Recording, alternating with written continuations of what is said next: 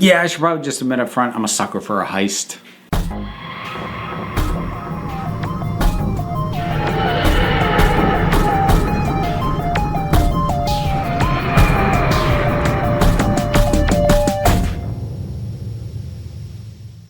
Time Heist. This is one, again, another one I haven't rewatched in a long time, and one that my memory of it was that it's fine. It's pretty good. And having rewatched it again, it's a little bit better than pretty good, but not much better than pretty good. I mentioned at the beginning, and I'm serious, I am actually just flat out a sucker for Heist.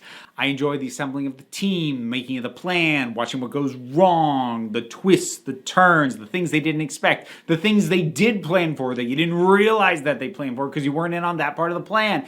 I enjoy that sort of stuff. Does it always make for really good things? No, it's actually usually pretty light and fluffy, but it's a light and fluffy that appeals to me, much like pirates do. It's why I like Curse of the Black Spot. So I am already kind of predisposed to liking this episode. And I actually kind of found myself wondering why I don't like it more. And I think it's just because of pacing. A good heist is hard to do in 40 some odd minutes. To get all the payoffs of a heist, to get to know everybody involved properly, to get all the planning in, to get all the complications that you want to get in and not have it feel rushed, to have tension that's not just people rushing around, because a good heist should have those quiet moments of are they about to get caught? I don't know. And I think maybe the fact that this has to cram into about 40, 42 minutes is why it doesn't quite work as well as I would like it to. But despite that, it is pretty fun. So we've got the Doctor and Clara and two people who they don't know, one cyborg and one, I guess, involuntary shapeshifter would be the way to explain what she is. Suddenly coming to and, realizing, well, they just touched memory worms and wiped their memories, and they agreed to do a heist from someone who they don't know, and they don't know why, and they don't know why they agreed to do it. Off you go. Get heisting. So we've got that in what is supposedly the most secure vault ever established, in a bank that no one has ever broken into, ever. I think that's maybe another thing. The security of the bank, other than the teller, which I'll come back to, doesn't feel that elaborate. It's just got basically the high-tech version of fingerprint scanners. It's a DNA scanner. Well, yeah, but you got a shapeshifter. There's these things that are just higher tech versions of security measures that I'm used to seeing, and it's just a vault with 24 locks, and he just hacks his way through the locks. Maybe that's part of it. The security feels actually slightly lax. Maybe they were leaning on the teller a bit too much. So yeah, let's talk about the teller. Little eye stalk things, which is a pretty cool design and a pretty well-made monster. I don't love when the eyes come together. There's something about the idea that he's staring at his own eyeball that just strikes me as goofy. To kind of have because he's basically going cross-eyed to use his superpowers. I can't help but think that when I see those scenes that doesn't work for me great. But that was a that was a decision in terms of how they were going to execute it. But the overall look and the feel and the build on the animatronics involved, good stuff. Well put together. I dig it. I also really like the reveals at the very end about why they're doing this. And that said, I feel like they shouldn't have called the episode Time Heist, given that the Doctor saying this isn't just a bank heist, it's a time heist, is something that gets said 30 minutes in. And he says it like it's a big revelation that this isn't working the way he thought it did. Except, that's the name of the episode, dude. We figured time was going to figure into this somehow. So I think that might have been another minor misstep.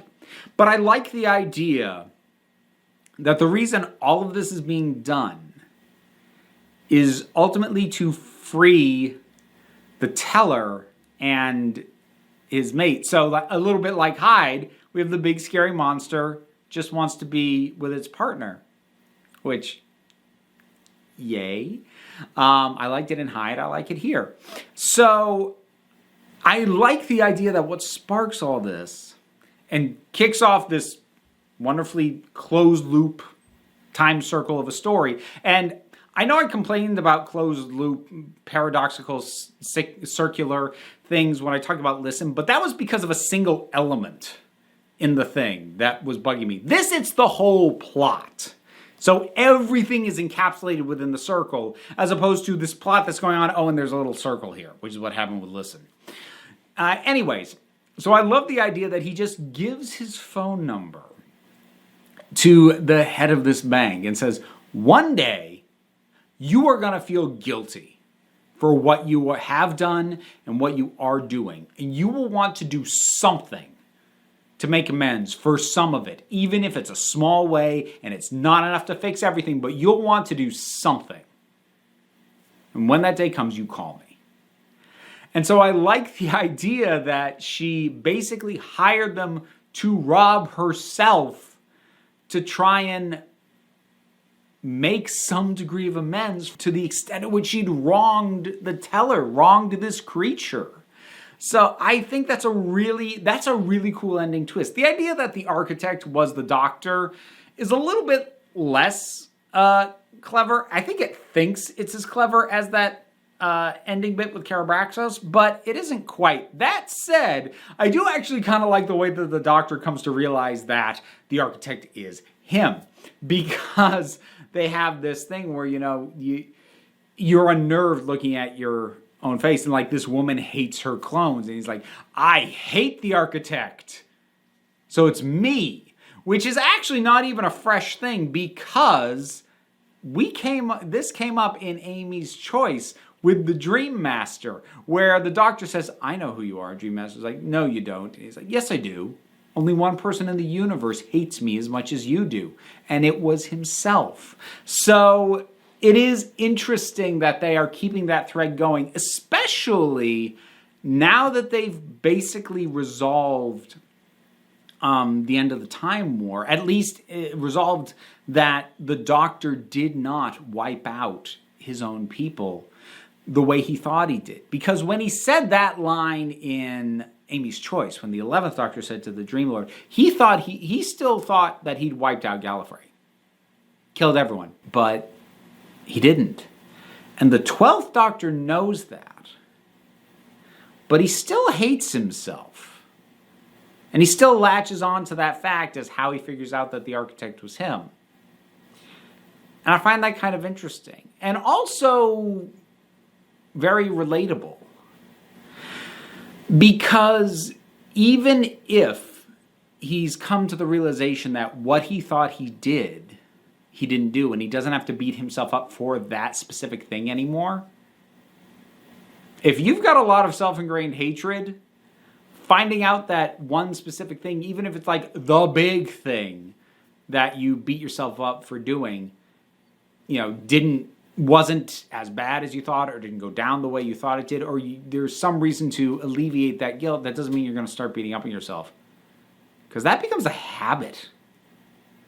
And I like that the Doctor isn't just suddenly totally cool with himself, even after the events of Day of the Doctor. So I don't know if the writers actually put as much thought into it as I just did. I hope they did, though, because if they did, it's a nice little touch hidden in this little tiny little nugget corner of this story, which, cool. I dig it. Overall, it's fun. It's a heist. I do like that it turns out, they had these things that they thought were basically vaporized, dissolve them into nothing, but instead were teleporters, so they realized they're okay. And actually the whole use of the memory worms, that was also tied up pretty well as well, because in order to get around the teller, they have to not know why they're there, so that they are projecting as little guilt as possible. So again, what could have been just a very contrived, let's just drop them in a situation where they don't know what's going on, had a very reasonable explanation. So I think ultimately what it comes down to mainly is a couple of little things, like the title, kind of giving the game away too soon, and the pacing. I think kind of feel like maybe this needed to be a two-parter to really nail the proper pacing and the tension and those moments of having to like stand stock still and hope that you don't get spotted. Like, they have one of those, but it's a little rushed. It's resolved a little too quickly just because they have to cram it into a single episode. I kind of want to see this done as a two-parter. Have a little bit more room to breathe. Have a few more obstacles within the bank other than just the teller and the vault. And I think that would have really given it the freedom to elevate what is admittedly some pretty sharp writing and some pretty well-constructed, closed loops of storytelling. It's pretty smartly written.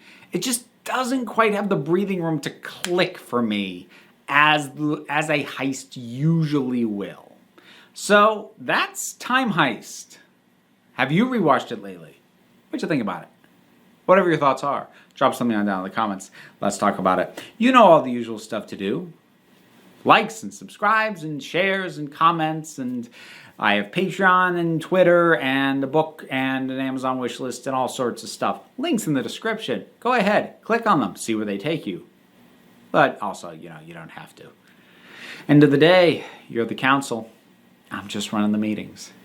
And until next time, this council is adjourned.